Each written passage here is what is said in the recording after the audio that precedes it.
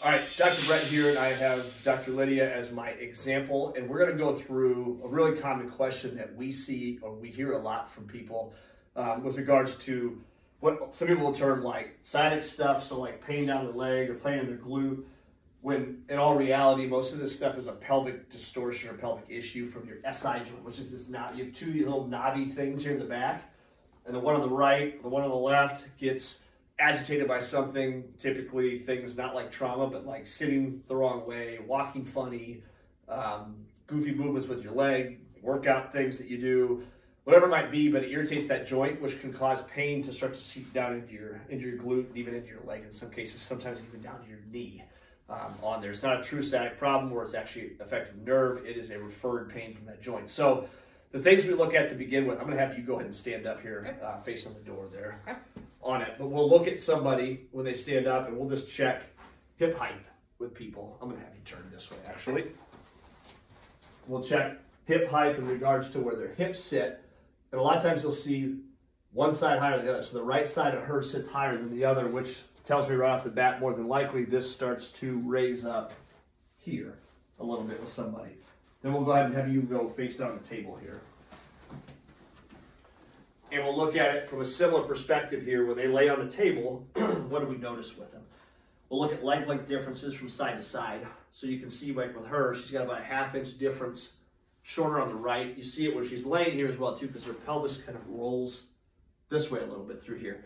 So what happens when that takes place, now all of a sudden, these two SI joints aren't bearing weight evenly now. They're actually, one side's more than the other, as well as just the movement themselves of these joints is fairly distorted, which is, it's like a machine that doesn't have proper lubricant or it's not moving in a clean fashion. You're going to cause abrasive movement, and then therefore in this case inflammation in that joint that happens over a course of time.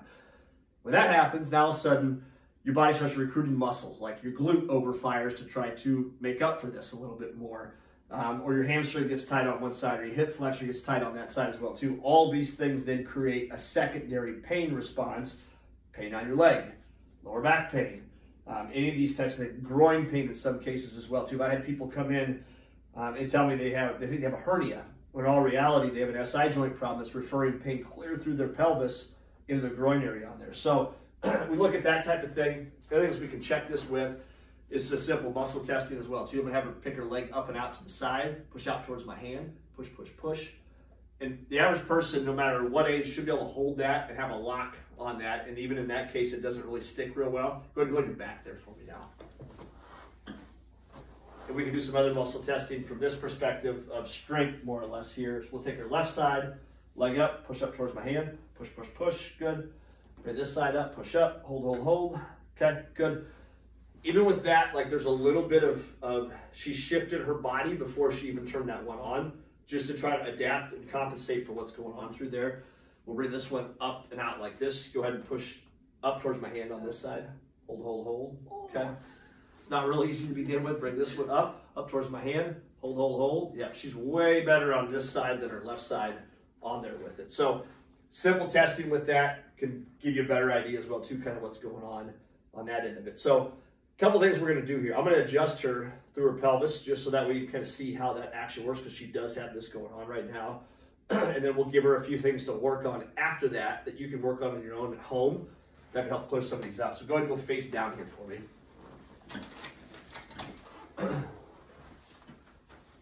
So again, from this perspective, there's certain things we're gonna do. We're gonna get this pelvis to balance out. We want that pelvis to roll back forward and these muscles to start to settle down through here.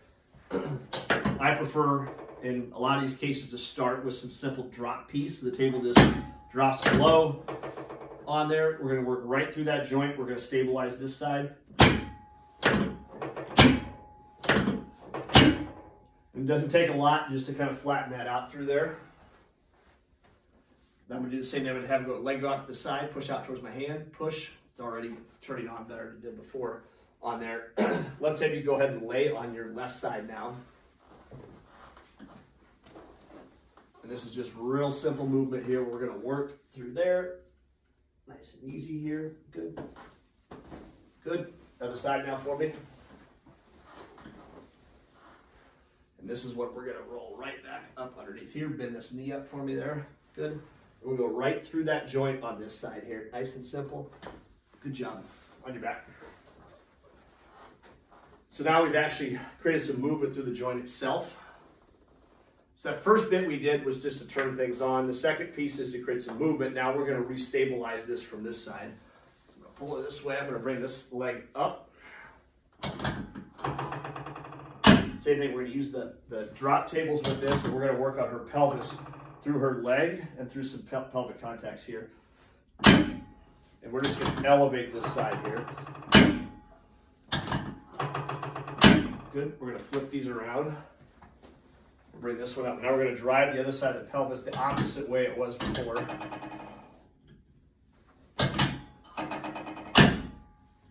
Maybe. Good. These are all pretty comfortable, aren't they? Yeah. Good. And we're going to bring both knees up now, just like that. We're going to be about just like that. That's perfect.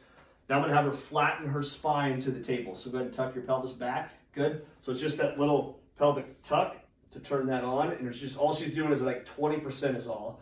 Now I'm going to try to pull these apart. So go ahead and squeeze, squeeze, squeeze, squeeze. Good. We're going to relax. We're going to do 2 more times here. Squeeze. Good. Relax. And then 1 more time. Squeeze. Very good. Go ahead and pick this leg up. Push up to my hand. Push. Good. Down. Bring that one up. Push up. Hold. Good. And again, what we're looking for there is that really tight grab of that.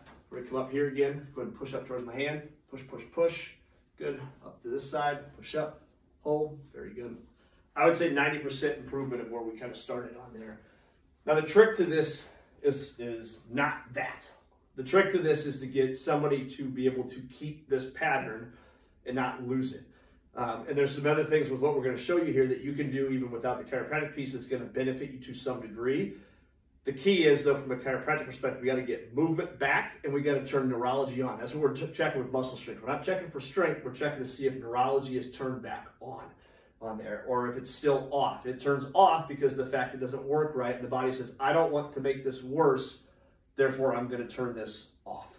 So we turn things on, we got movement back. Now we're going to teach you some stuff to stabilize here. So real simple, we want to reteach basic movement. So I'm going to have her do knee flops from side to side.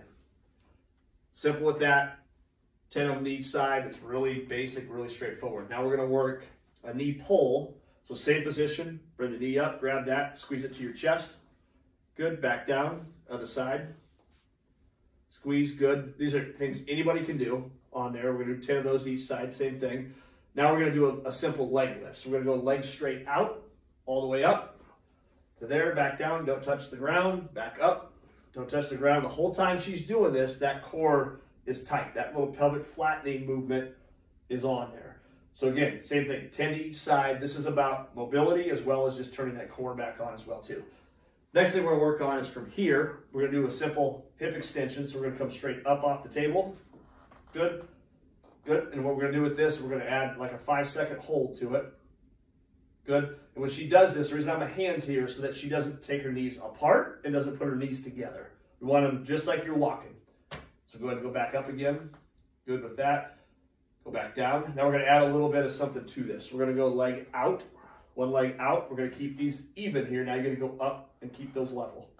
Good. Back down. A little harder, isn't it? Yep. So we're going to work that, particularly in her case. You're good there. We're going to work on her right side because that's the side that doesn't hold. Because that glute doesn't fire right, so she ends up rotating here. Her hip flexor overfires, her hamstring gets tight, and her lower back hurts, and it feeds out her glute there. So these are all simple things you can kind of work on at home. Through there, go ahead and sit back up facing that way for me now. We get one thing that a lot of people will ask about is when they sit, like from a desk perspective, like what can I do at work to help this out? So there's 2 things I'm going to show you here. One is when you're sitting just like this, is I'm going to have her, we'll do it with our left leg just for a camera's sake on here. We can do it with both legs, but all I'm going to do is I'm going to push my heel into the ground to turn my glute on. Yep. And you're just going to hold it for like 5 seconds and relax. Hold it for 5 and relax. And you notice when she does it, it brings her up a little because it turns that glute back on. in these circumstances, again, it's not about strength, it's about the ability to turn it on and keep it on. The other thing she can work on when she sits as well too is what we did when she was laying on the table, the pelvic tuck. So I'm here. First of all, I gotta be here. Now I'm gonna turn my pelvis on. I'm gonna tuck here. Just slightly turn that pelvis on. And again, it's like 10% on. It's not 80 or 90. You're not straightened, but you're just barely on and you're getting used to that. Now I'm gonna add a little bit of heel pressure and I'm stable on there. Again, I can't do this all day, but I can do it periodically throughout the day to keep that working from that perspective. The last one I'll show you guys here is very similar to this, where I'm gonna go against the wall. My knee is bent, and all I'm doing is I'm pushing into the wall with my heel. Push straight in the wall, relax. I'll do that 5 times through, 5 seconds apiece. Other side, same thing through there. This is a great exercise if you're driving in a car, if you're sitting behind a desk, whatever might be the case, that you're doing something for prolonged periods of time that you're not using your glutes. If you don't use your glutes, your pelvis becomes unstable. So everything we talked about today, patient comes in, if you're one of these people, pain down your glute, achy, consistent, recurring pain just off to one side of your spine, more likely it's an SI joint problem. Even if you're getting it in, you feel it in your hamstring sometimes, like that tight hamstring you have could very likely be your SI joint back through here. The tight hip flexor you constantly have, that you go to the massage therapist over and over for, they release it, and you're right back to where you were, pelvic stuff through there. These things set up so many things. The plantar fasciitis you have on your right foot on there because your pelvis rolls. Now all of a sudden that leg length difference is there. Now all of a sudden that foot strike is funky. Plantar fasciitis. The inside of your knee hurts on the that same side of that side. The height of your hip, you plant your foot, your knee buckles, every little time, ever so slightly, that's probably your SI joint that's not sitting right and not doing what it's supposed to do on there. So again, proper assessment, proper treatment, proper instructions, and most importantly, proper follow through is how you get through some of these things. And they don't change overnight. It takes time, but at the same time, if you're consistently doing the right things on a high frequency, in other words, every single day for like 2 minutes to 5 minutes period of time, and you're doing it sporadically throughout the day, your body relearns something. This is not about re-strengthening things. This is about your body relearning a new habit that actually serves it in some proper capacity on there. So again, hopefully this helps. If you've got questions, reach out to us on there. When you're stuck on something and you're like, you know what, I need to make a change, that's when you get in here and find out what's really going on so we can give you a little bit more specific direction on there.